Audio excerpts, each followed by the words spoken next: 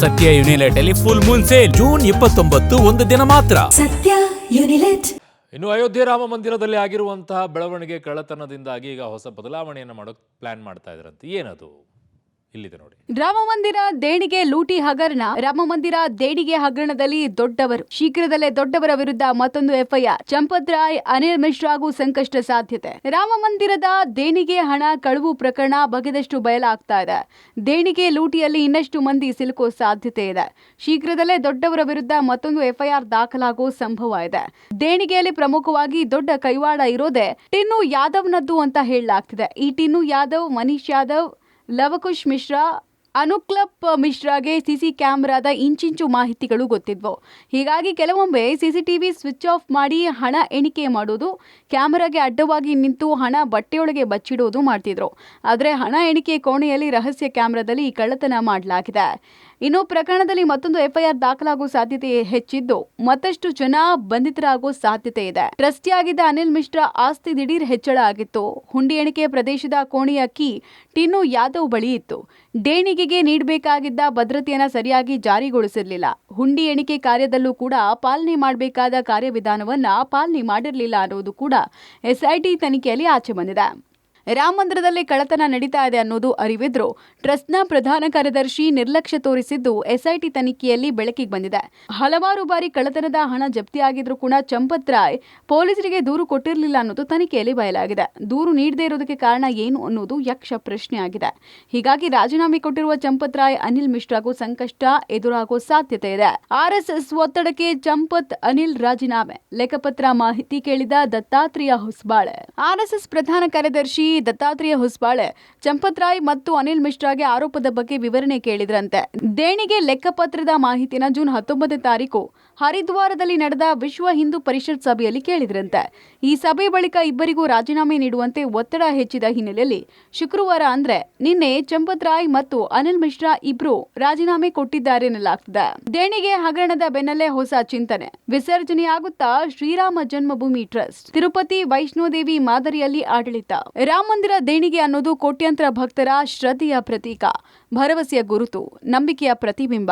ಅಂತಹ ದೇಣಿಗೆಯನ್ನ ಬಿಡದ ರಕ್ಕಸರು ಮರ್ಯಾದಾ ಪುರುಷೋತ್ತಮನ ಮಂದಿರದಲ್ಲೇ ಉನ್ನತ ಹುದ್ದೆಯಲ್ಲಿ ಕೂತಿದ್ದು ಬಯಲಾದ ಬಳಿಕ ನೂರಾರು ಕೋಟಿ ಭಕ್ತರ ಶ್ರದ್ಧೆ, ನಂಬಿಕೆಗೆ ಘಾಸಿಯನ್ನ ಉಂಟು ಮಾಡಿದೆ. ರಾಮ ಜನ್ಮಭೂಮಿಯಲ್ಲಿ ಮಂದಿರದ ಪುನರುತ್ಥಾನ ಏನೋ ಆಯಿತು, ಆದರೆ ಈಗ ಸರ್ಕಾರದ ಎದುರು ಶ್ರದ್ಧೆಗೆ ಪುನರ್ಜೀವನ ಕೊಡಬೇಕಾಗಿದೆ. ಅದೇ ನಿಟ್ಟಿನಲ್ಲಿ ಈಗ ಉತ್ತರ ಪ್ರದೇಶದ ಸರ್ಕಾರ ಹೆಜ್ಜೆ ಇಟ್ಟಿದೆ. ಸದ್ಯ ಇರುವ ಟ್ರಸ್ಟ್ ವಿಸರ್ಜಿಸಿ ನೂತನ ಟ್ರಸ್ಟ್ ರಚನೆ ಆಗುವ ಸಾಧ್ಯತೆ ಇದೆ. 2020ರಲ್ಲಿ ಸುಪ್ರೀಂ ಕೋರ್ಟ್ ಆದೇಶದ ಅನುಸಾರ ಶ್ರೀರಾಮ ಜನ್ಮಭೂಮಿ ತೀರ್ಥಕ್ಷೇತ್ರ ಟ್ರಸ್ಟ್ ರಚನೆಯಾಗಿತ್ತು. ಈಗ ಟ್ರಸ್ಟ್ನ ಪ್ರಧಾನ ಕಾರ್ಯದರ್ಶಿ ಟ್ರಸ್ಟಿ ಡಾಕ್ಟರ್ ಅನಿಲ್ ಮಿಶ್ರಾ ರಾಜೀನಾಮೆ ಕೊಟ್ಟ ಪರಿಣಾಮ ಟ್ರಸ್ಟ್ನ ಕಾರ್ಯಾಚರಣೆಗಳ ಪ್ರಸ್ತುತ ಸಮತೋಲನದ ಮೇಲೆ ಪರಿಣಾಮ ಬೀರುವ ನಿರೀಕ್ಷೆ ಇದೆ. ರಾಮ ಮಂದಿರದ ಕಾರ್ಯಗಳು ದಿನನಿತ್ಯದ ಕೋಟ್ಯಾಂತರ ರೂಪಾಯಿ ದೇಣಿಗೆ, ಸಾವಿರಾರು ಭಕ್ತರ ನಿರ್ವಹಣೆ, ಭದ್ರತಾ ವ್ಯವಸ್ಥೆ, ನಿರ್ಮಾಣ ಕಾರ್ಯ, ಸಂಗ್ರಹಣೆ, ಲೆಕ್ಕಪತ್ರ, ನಿರ್ವಹಣೆ ಮತ್ತು ಮಾನವ ಸಂಪನ್ಮೂಲಗಳು ಅತ್ಯಂತ ವಿಸ್ತಾರವಾಗಿದೆ. ಹೀಗಾಗಿ ಮೂಲಗಳ ಪ್ರಕಾರ ಟ್ರಸ್ಟ್ನ ಪುನರ್ರಚನೆಯ ತಿರುಪತಿ ಮತ್ತು ವೈಷ್ಣೋದೇವಿ ದೇವಾಲಯ ಮಂಡಳಿಗಳಂತೆ ಹೆಚ್ಚು ವೃತ್ತಿಪರ ಆಡಳಿತ ವ್ಯವಸ್ಥೆಗೆ ಕಾರಣ ಆಗಬಹುದು. ಮುಖ್ಯ ಕಾರ್ಯನಿರ್ವಾಹಕ ಅಧಿಕಾರಿ ನೇಮಕ ಮಾಡಬಹುದು ಎನ್ನಲಾಗ್ತಿದೆ. ಹಾಗಾದ್ರೆ ತಿರುಪತಿ ಆಡಳಿತ ಹೇಗಿದೆ ಅಂತ ನೋಡೋದಾದ್ರೆ, ತಿರುಪತಿ ಮಾದರಿ ಆಡಳಿತ. ದೇವಸ್ಥಾನದ ಆಡಳಿತವನ್ನ ಟಿಟಿಡಿ ನಿರ್ವಹಿಸುತ್ತೆ. ಆಂಧ್ರ ಪ್ರದೇಶ ಸರ್ಕಾರ ನೇಮಿಸುವ ಟ್ರಸ್ಟ್ ಬೋರ್ಡ್ ನಡೆಸುತ್ತೆ. ಬೋರ್ಡ್ನಲ್ಲಿ ಅಧ್ಯಕ್ಷರು, ಸರ್ಕಾರ ನೇಮಿಸುವ ಸದಸ್ಯರಿರ್ತಾರೆ. ನಿತ್ಯದ ಆಡಳಿತವನ್ನ ಕಾರ್ಯನಿರ್ವಾಹಕ ಅಧಿಕಾರಿ ನೋಡ್ಕೊಳ್ತಾರೆ. ಐಎಎಸ್ ಅಧಿಕಾರಿ ಕಾರ್ಯನಿರ್ವಾಹಕ ಅಧಿಕಾರಿಯಾಗಿರ್ತಾರೆ. ದೇಗುಲದ ಆದಾಯ, ದೇಣಿಗೆ, ಶಿಕ್ಷಣ ಸಂಸ್ಥೆ, ಆಸ್ಪತ್ರೆಗಳು, ಅನ್ನದಾನ, ಗೋಶಾಲೆ ಮತ್ತು ಇತರೆ ಧಾರ್ಮಿಕ ಸೇವೆಗಳನ್ನ ಟಿಟಿಡಿ ನಿರ್ವಹಿಸುತ್ತೆ. ಇನ್ನು ವೈಷ್ಣೋದೇವಿ ಮಂದಿರದ ಆಡಳಿತ ನಿರ್ವಹಣೆ ಹೇಗಿದೆ ಅಂತ ನೋಡೋದಾದ್ರೆ, ದೇವಸ್ಥಾನವನ್ನ ಶ್ರೀ ಮಾತಾ ವೈಷ್ಣೋದೇವಿ ಮಂಡಳಿ ನಿರ್ವಹಿಸುತ್ತೆ. 1986ರಲ್ಲಿ ವಿಶೇಷ ಕಾನೂನಿನ ಮೂಲಕ ಬೋರ್ಡ್ ರಚನೆ ಆಯಿತು. ಜಮ್ಮು ಕಾಶ್ಮೀರದ ಲೆಫ್ಟಿನೆಂಟ್ ಗವರ್ನರ್ ಬೋರ್ಡ್ನ ಪದನಿಮಿತ್ತ ಅಧ್ಯಕ್ಷರಾಗಿರ್ತಾರೆ. ಮಂಡಳಿಯಲ್ಲಿ ವಿವಿಧ ಕ್ಷೇತ್ರಗಳ ಪರಿಣಿತರನ್ನ ಸದಸ್ಯರನ್ನಾಗಿ ನೇಮಕ ಮಾಡಲಾಗುತ್ತೆ. ಸಿಇಒ ಇತರೆ ಅಧಿಕಾರಿಗಳಿಂದ ದಿನನಿತ್ಯದ ಆಡಳಿತದ ಮೇಲೆ ನಿಗಾ ಇರುತ್ತೆ.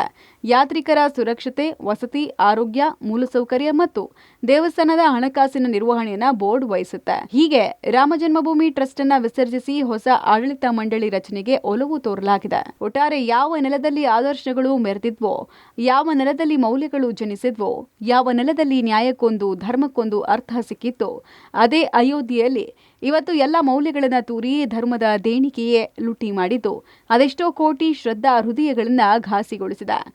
ರಾಮರಾಜ್ಯದಲ್ಲಿ ಅಡಗಿದ್ದ ಎಲ್ಲ ರಕ್ಕಸರಿಗೂ ತಕ್ಷಣವೇ ತಕ್ಕ ಶಿಕ್ಷೆ ಆಗಬೇಕು. ಮತ್ತೆ ರಾಮ ಜನ್ಮಭೂಮಿಯಲ್ಲಿ ಶ್ರದ್ಧೆ ನಂಬಿಕೆ ಪುನರ್ ಸ್ಥಾಪನೆ ಆಗಬೇಕು ಅನ್ನೋದು ಎಲ್ಲ ಭಕ್ತರ ಆಶಯ. Shabir, public TV, Delhi.